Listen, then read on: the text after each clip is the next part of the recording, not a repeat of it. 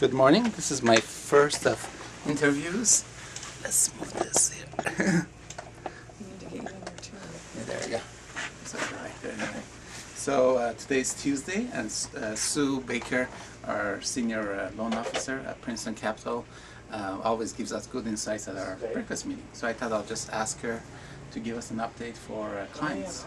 Okay, so kind of what's been happening in the market for the last week.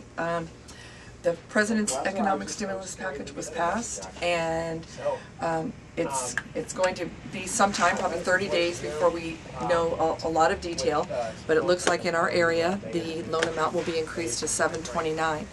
Now, we're not... Which area? Santa Clara County? In Santa Clara County, yes. How about San Mateo County? San Mateo as well.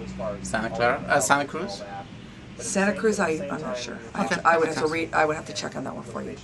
But it'll be at least 30 days before we can generate loans, and it's probably not going to have as much benefit as what we had originally thought, and that's because it looks like what it will do is free up liquidity in the marketplace, which will bring loan rates in the jumbo market, which have been extremely high due to lack of liquidity, back more into range. So we're not going to see them drop drastically like originally was thought, but that will get them back in more of a normal range.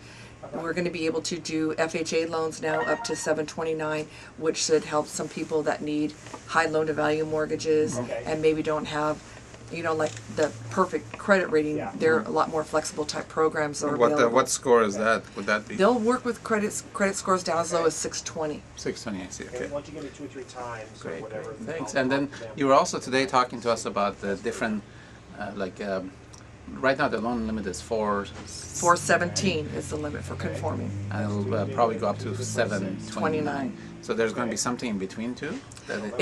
This is all still kind of speculation, but it looks like that we're going to see tiered pricing. So the loans from, say, 417.01 to 650,000 will be priced at one interest rate, and then from 650.01 to the 729 maximum, probably again an additional premium. So all this is to be determined, but this is just kind of things that we're hearing about at this point. That makes sense. Also, you mentioned something about really low down payment with full doc. What was that again? Almost all of the loans now with less than a 20% down payment require that we fully document a borrower's income. And with less than 10% down, it's very difficult to find secondary financing. We used to always price these and do a combination of a first mortgage and a second mortgage.